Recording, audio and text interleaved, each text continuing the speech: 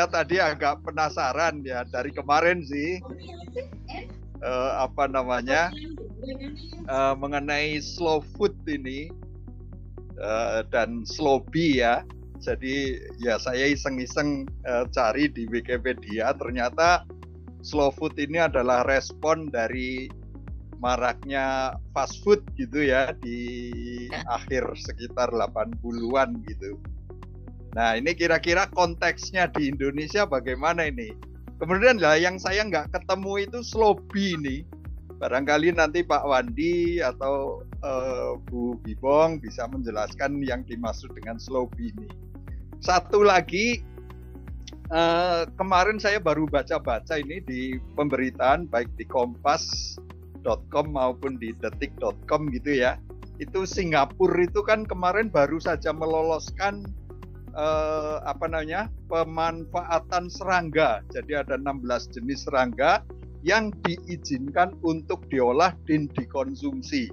Nah, sementara di Indonesia ini sebetulnya kan sudah lama sekali ini kebiasaan kita untuk mengkonsumsi serangga ya. Tapi sekarang ini mungkin hanya tinggal di sekitar daerah ke hutan jati di Blora sana sama di Gunung Kidul untuk pemanfaatan belalang, dan mungkin Papua lah ya, Papua dan Maluku untuk pemanfaatan kita biasanya nyebutnya gendon itu larva yang hidup di pohon sagu. Nah, sementara saya pernah baca itu dari bukunya Bodenheimer itu terbitnya tahun 1951 itu. Ternyata di Jawa Barat pun sebetulnya dulu itu biasa sekali itu serangga itu dikonsumsi. Nah ini barangkali slow food ini dalam rangka pembinaan makanan-makanan tradisi mungkin bisa dihidupkan lagi itu pemanfaatan serangga. Mungkin dalam konteks juga untuk mengatasi stunting itu kalau di wilayah-wilayah yang mungkin sebetulnya serangga itu banyak, sementara untuk pemanfaatan daging atau ikan mungkin agak terbatas gitu ya karena biaya yang mungkin dan lain sebagainya. Nah ini kira-kira apa responnya ini untuk dari slow food itu? Saya kira itu Pak Didi. Terima kasih.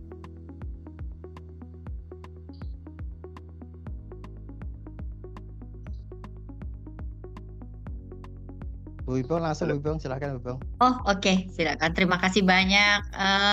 Sampai ketemu lagi Pak Kun. Aduh kita udah 10 tahun kayaknya nggak pernah ketemu. Sudah nama yang tidak asing lagi di teman-teman di praktisi. Di sini juga ada Kang Zubir. Kita sama-sama pegiat di pertanian organik juga. Ya, ternyata dunia kecil ya.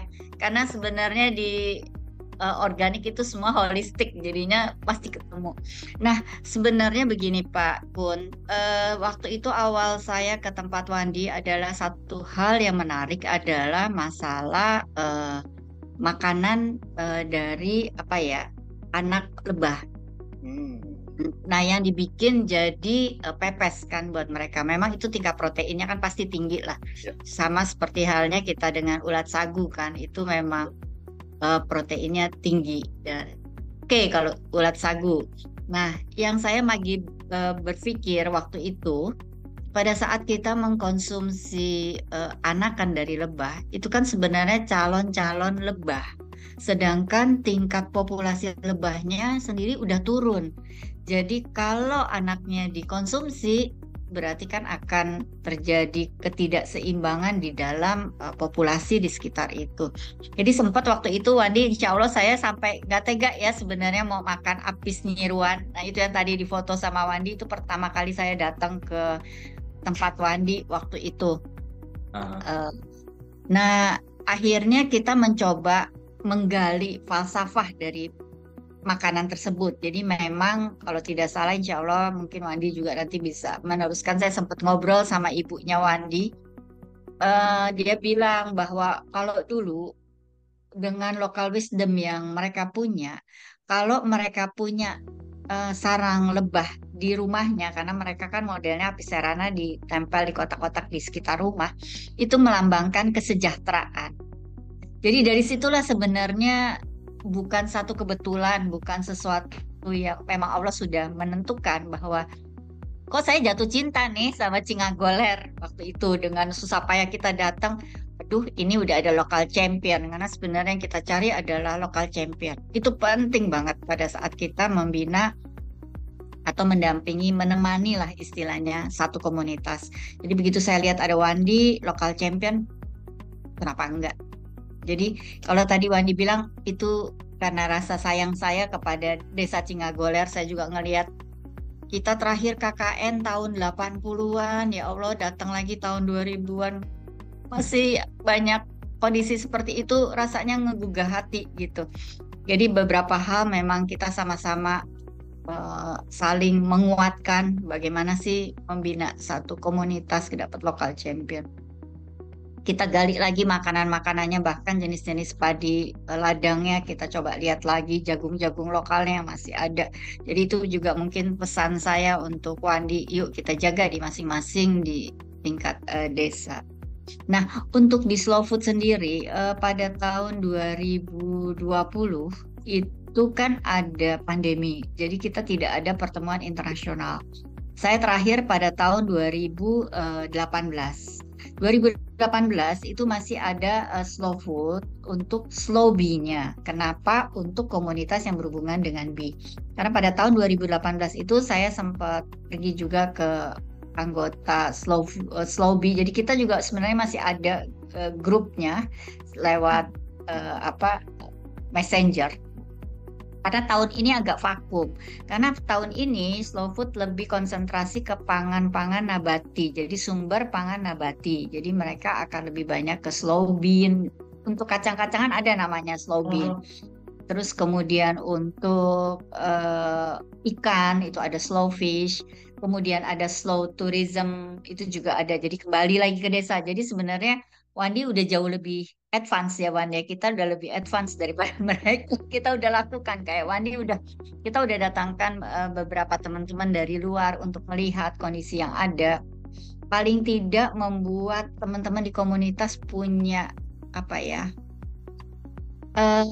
percaya diri bahwa apa yang dilakukan itu adalah sesuatu yang baik. Itu adalah sesuatu yang bisa ditularkan. Saya juga senang sekali update dari Wandi tadi, mereka udah bikin penyebaran karena sebenarnya itu yang dituju. Dengan satu kita udah bisa duplikasi di beberapa titik. Nah, untuk pangan dari insekta, terutama insek itu, kalau saya sendiri sebenarnya masih tanda petik agak berhati-hati karena sebenarnya jenis-jenis insek kita kan juga udah menurun karena adanya penggunaan pestisida sintetik. Kalau kami di pertanian organik, kita memang jaga balance itu. Jadi kami tidak mematikan, tetapi kami hanya mengusir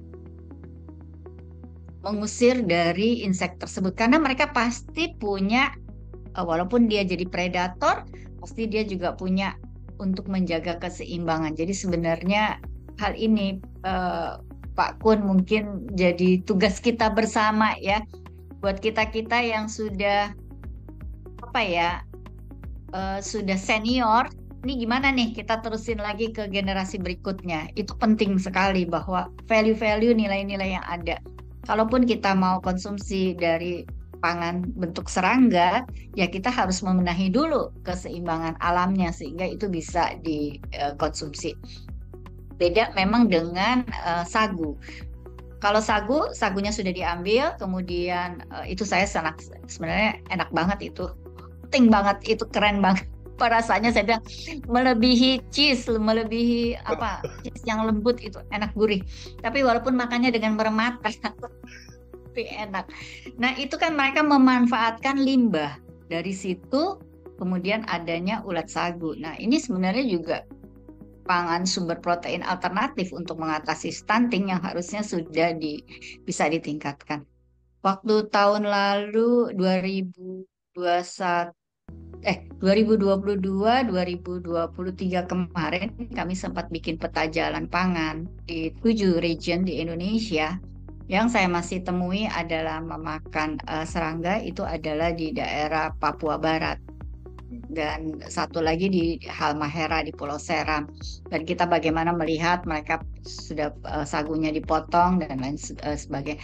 Itu pun udah mulai ditinggalkan untuk generasi mudanya. Jadi ini salah satu tugas kita semua sebagai generasi yang baby boomers atau silent generation. Jadi kalau sebelum umur tahun 50-an itu dibilang silent generation, pindah ke generasi baby boomers, dari baby boomers pindah lagi ke Gen Y, terus sampai milenial dan Gen Z. Nah ini udah generasi yang berpindah-pindah ini tentunya sudah mulai meninggalkan pangan lokal kita. Yang saya sayangkan, jangan sampai nanti pangan lokal kita dijadikan atau dicatatkan sebagai pangan dari orang bukan di Indonesia yang mengakui bahwa ternyata ulat sagu ataupun anak dari lebah itu proteinnya tinggi sekali. Dan saya harap ini local wisdom yang harus kita jaga dan kekayaan ini sebagai kekayaan.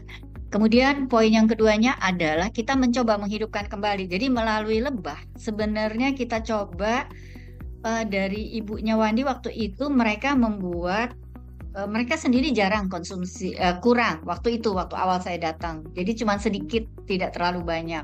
Tapi setelah kita sama-sama melakukan perbaikan mulai dari cara panen sampai mereka bisa menghasilkan produk, kemudian dia tahu harga jualnya berapa dan itu sangat ditunggu karena kita belanjanya sistemnya sistem close, sistem komunitas aja Pak dan Ibu sekalian, sehingga itu lebih menjamin trackingnya. Kita lebih tahu, oh ini hasilnya dari mana? Dari Kampung Cingagoler. Seperti apa hasil tahun ini? Nah itu saya tadi grafik yang sudah dimunculkan oleh Wandi, kita akan lanjutkan sampai nanti mudah-mudahan di Madu Dunia, pertemuan Madu Dunia yang 4 tahun lagi ya. Insya Allah masih bisa hadir, kita sudah bisa menampilkan grafik yang lebih akurat. Karena kita kepengen juga melihat kemarin ada kemarau panjang, ada goncangan, kemudian ada masalah pakan dari lebahnya sendiri udah terganggu, otomatis sempat jumlah koloninya tuh berkurang. Nah, mudah-mudahan dengan apa yang sudah kita lakukan untuk perubahan iklim, ini kita coba untuk tingkat kecil aja, tingkat desa. Nah, ini mudah-mudahan bisa tercapai.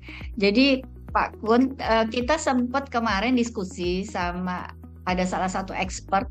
Mereka bilang apa yang dilakukan di komunitas. Saya bilang sama Wandi, yuk kita bikin barrier dengan tanaman lokal. Jangan masukin tanaman yang bukan aslinya di daerah tersebut. Jadi Wandi mencoba untuk membuat barrier dengan tanaman kelapa karena kekuatan atau taste dari madu Cingagoler itu atelah aromanya seperti vanila, rasanya seperti ada kelapanya dan itu memang keren sekali istilahnya. Kemudian juga tingkat kekentalannya juga udah bagus, jadi kita tidak perlu melakukan treatment macam-macam terhadap madunya. Jadi karena disitulah kekuatan dari si Apis cerana, terutama dengan sumber pakannya ya, otomatis Apis cerana di mana aja ada, tetapi dengan sumber pakan yang terjaga, mudah-mudahan ini bisa jadi baik.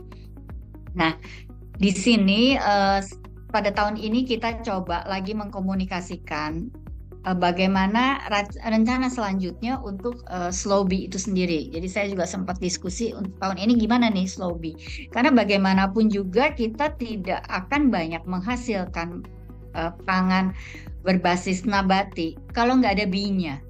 Karena bee itu adalah kunci dari semua kehidupan. Makanya ada buku Silent Spring. Saya zaman dulu sempat baca itu, Silent Spring itu mengena di hati saya bahwa kita bukan apa-apa kalau nggak ada lebah.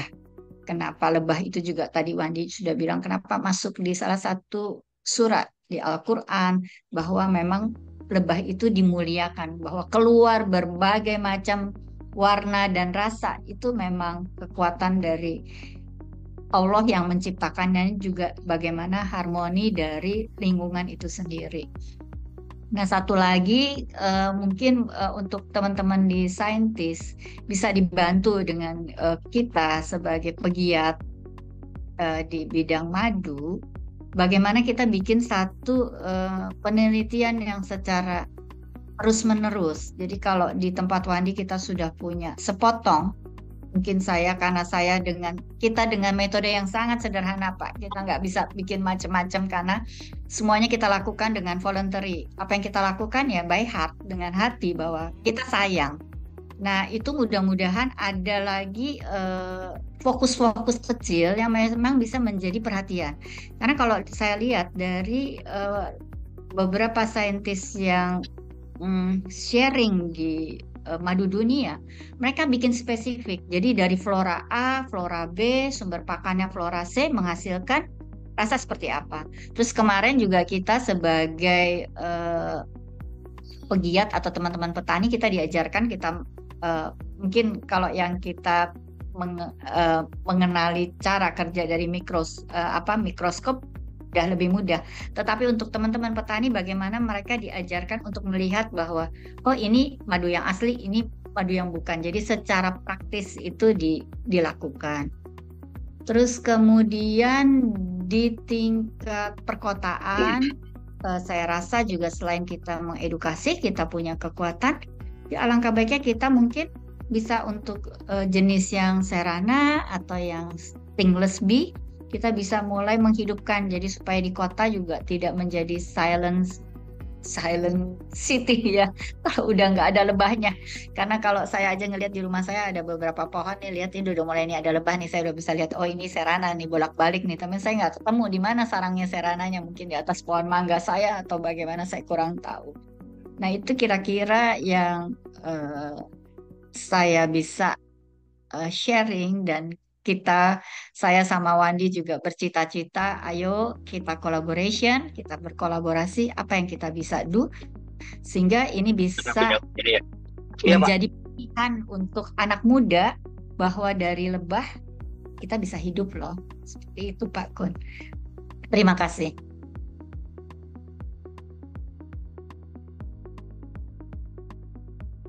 Pak Kun masih mute, Pak Kun. Mute. Ya, luar biasa ini Bu Bibong.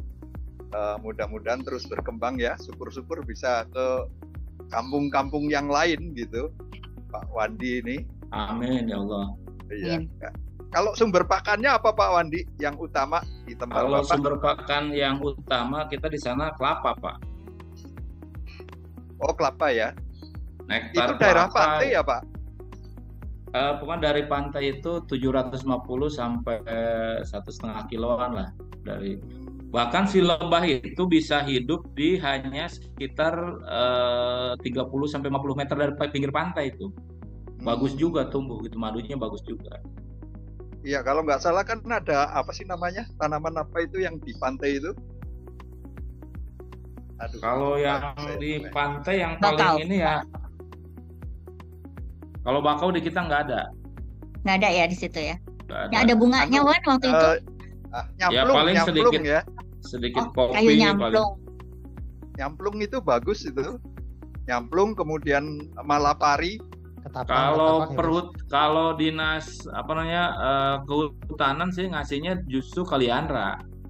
Oh iya kaliandra ya. Cuma akhirnya nggak tumbuh bagus gitu. Pernah ada diberi ke komunitas lain gitu ya, tapi nggak tumbuh baik. Ya kaliandra lebih cocok ada di daerah agak tinggi sebetulnya. Betul di daerah tinggi. Iya memang bagus sih. Tapi kalau ada malapari, nyamplung, saya kira bagus itu. Terus apa sih namanya yang Pak Hidayat sama Pak Heri itu yang tahu itu yang di pulau apa, yang madunya enak banget itu? Tongtolok. Ada tongtolok. Tongtolok. Oh, tongtolok. Tahu Ya. itu tanaman apa? Yang dari Tongtolok ya, sama gitu. kawao, Pak Kun. Itu dia. Kalau bisa Kawao dikembangkan. tuh Kalau kawao kita digunakan untuk aren ya? Ya buat aren, buat pengawet Ya, atau aren. bahan pencampuran aren. Iya. Pak Kun, aku pengen Ya, diskusi. Pak Kun, jadi sebenarnya kalau yang di Cingagoler itu kami memang ingin mempertahankan jenis-jenis kelapa dalam ya Wandi ya. Jadi kelapa yang Ya, masih tinggi-tinggi. Jadi bukan hybrid yang dimasukkan, tetapi ya, lebih mempertahankan kelapa dalam karena kami menjaga barriernya juga. Karena kan mereka dekat dengan industri semen kan, oh, seperti itu. Jadi itu salah satu yang kami pikirkan seperti itu. iya, Nah, mudah-mudahan dari sisi saintisnya kemarin sih sempat ada yang tertarik yang dari yang aduh siapa namanya sampai lengan lupa kasih ya. Nah, itu dia tanya, ini barriernya gimana nih dampaknya untuk perubahan iklim? Apakah ada deflation, apakah ada penurunan dari grafik atau bagaimana? Nah, ini mudah-mudahan Wan, berarti kita harus mengecek setiap 3 bulan sekali jumlah dari dari koloni yang ada. Apakah kapan saat turun, kapan lagi saat naik? Karena mumpung nih sekarang lagi ada kita udah masuk ke perubahan iklim kan, jadi antisipasinya betul, kan betul. terlihat. Kalau kendalanya apa Pak Wandi selama ini dalam budidaya, khususnya serana itu? Kalau di kampung kami kendala terbesarnya ya musim ya. Hmm, Karena kan kalau kemarau itu kan pasti musim apa namanya kering si bunga-bunga ini sehingga lebahnya pun ikut apa namanya karena kami kan nggak pakai pakan buatan ya.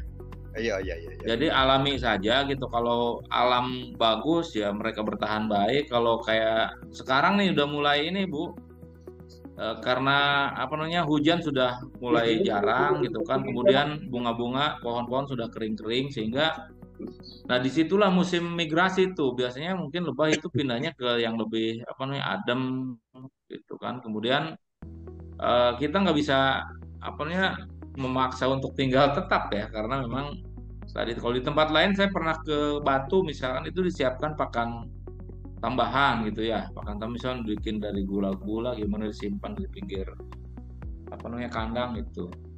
Kalau di kita enggak. Nah, kendala terbesar itu Pak apa Oh, namanya iya. tadi perpindahan Hijrah ya? koloni lah gitu migrasi itu. Hijrah, Iya. hijrah. Hijrah karena memang pengaruh alam ya gitu. Bapak, Pak Wandi, Siap. siap, Ya. Pak Kun, terus. lanjut Pak Heri. Ini Pak Wandi, menarik sekali ya ceritanya.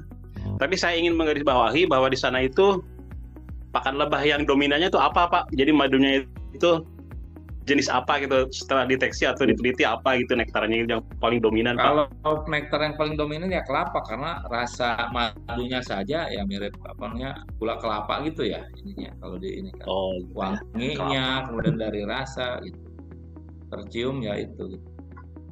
Pak Wandi mau tanya Pak Wandi, Siap. itu untuk kelapa di sana itu dideres apa enggak, diambil niranya apa enggak? Di kami pernah diambil niranya di salah satu kampung ya, tapi itu nggak berjalan lama, kurang dari setahun tutup. Nah dari situ nggak ada lagi, karena memang komoditi kelapa dari harga lumayan stabil ya dibanding dengan karet, dibanding dengan tanaman atau komoditi yang lain gitu, sehingga ya kelapa alhamdulillah tetap eksis dan tidak bahkan daugan saja kalau di kami itu tidak dianjurkan oleh masyarakat sekitar. Jadi sampai tua aja gitu, sampai buah matang. Mantap kalau gitu Pak Wandi, mantap itu beruntung. Kalau di daerah Sarnya ini kebanyakan di deres ini di Cilacap itu sehingga untuk budidaya lebah itu agak problem itu. Lebah Berarti itu bersaing ya Pak ya? Lebah itu bersaing dengan petani itu gula itu ya. Kalau di sini lebah itu kalau pas ada penderes itu masuk ke tempat-tempat untuk tempat niranya itu loh. Akhirnya itu pada ngumpul mati di situ. Akhirnya koloni lebah itu menyusut Pak. Berarti beruntung di daerah sana, beruntung nggak dideres. Alhamdulillah. Mantap. Makanya kita sekarang memang menjanjikan. Bayangkan satu botolnya bisa berapa kan gitu ya. Jadi hanya dengan memancing disimpan di rumah kan dipanen rutin gitu kan sebenarnya masyarakat lebih untung gitu. Lebih ini dan sekali lagi saya hanya mendampingi komunitas kan gitu. Bukan berposisi kita misalkan bikin khusus apa ternak kayak apa, nggak kayak gitu, tapi lebih ke siar lah ya, agar apa namanya petani di kampung tetap menjaga dan seterusnya. Wan, mau tanya Wan, kalau Ya. misalnya sekarang itu pada saat panen itu setahun bisa dapat berapa kali? Dulu berapa, sekarang berapa? Turun ya berarti. Bukan jumlah, tapi Kalau berapa dari kali? Kalau dari konsistensi panen di kita itu kan mancing biasanya satu bulan sampai 1,5 bulan dari proses mancing dari hutan itu sudah bisa dipanen kan. Dan konsistensi itu terus bertahan, Bun. Jadi tiap bulan itu atau 1,5 bulan itu bisa rutin terus itu panennya. Jadi kalau kondisi panen itu bisa sama-sama stabil. Cuma pada musim tertentu, misalkan kemarau panjang kan itu si madunya jadi sedikit, sehingga petani kadang tidak mau memaksa gitu tuh, ada berpengaruh juga. Kalaupun dipanen kan jumlahnya sedikit gitu. Dan sekarang Bun, tradisi memakan atau mengkonsumsi larva itu sudah hampir jarang ditemukan itu pepes, karena memang Bapak Ibu dulu itu memang penghasilan apa beternak lebah itu memang untuk anaknya dulu itu. Madu itu upah panen. Jadi kalau saya misalnya suruh panen tuh sama tetangga, madunya dikasih ke saya, anaknya baru diambil oleh yang punya koloni gitu. Kalau sekarang karena memang buat lau makan kan, jadi makan apa namanya makan berat itu makan besar, itu launya ya apa namanya anakan lebah itu yang dipepes. Nah sekarang itu nyaris tidak ditemukan, bahkan ketika Bupati Iti saja karena kesukaannya kan lebah, ketika minta itu agak sulit untuk dipenuhi. Segede bupati gitu, apalagi warga biasa gitu. Salam kenal Kang Wandi. Adik. Salam kenal Kang Wandi. Saya Pak Hidayat. Ya, Kedengaran Pak suara saya Kang Wandi? Bagus Pak Hidayat, bagus. Punten cerita sedikit lah. Alhamdulillah sebenarnya saya orang sana, saya orang Lebak Banten. Jadi kalau cerita mana? Saya di Rangkas, lahir di sana, SD SMP di sana. Makanya saya kalau cerita tadi cerita masa lalu saya jadi senyum-senyum aja. tentang di bawah pohon kopi. Bahkan di tempat saya sendiri sampai sekarang itu kalau wudhu itu masih 1 bak, Kang Wandi. Jadi di mana? Rangkas Bitungnya di mana, Pak? Saya sekarang kalau ini sih kalau desanya sekarang saya di ini apa namanya memang lahir di sana. Jadi sampai sekarang lokasi juga masih ada. Makanya kalau cerita Kang Wandi itu di Rangkasnya saya di itu Curug Bitung kalau ininya. Oh, Curug Bitung agak jauh dari Rangkas. Iya sama, tapi secara perkampungan mirip-mirip. Ya, itu kalau perkampungan tadi itunya cerita yang lalunya tuh mirip-mirip sampai dengan sekarang bahkan bahkan di tempat saya itu untuk wudhu itu sampai dengan hari ini mohon maaf kalau dulu kan saya wudhu itu 1 bak ya kumur di situ cuci kaki di situ segala di situ. Nah, sampai sekarang itu masih cuma kalau sekarang saya agak geli deh kalau ke sana gitu. Hanya ini aja. Jadi kalau bahasa di sini saya hanya salam 1 hobi aja. Alhamdulillah. Asik. Ternyata ada Kang Wandi di sana. Mudah-mudahan saya bisa main ke Cingagoler lah, bisa ke sana.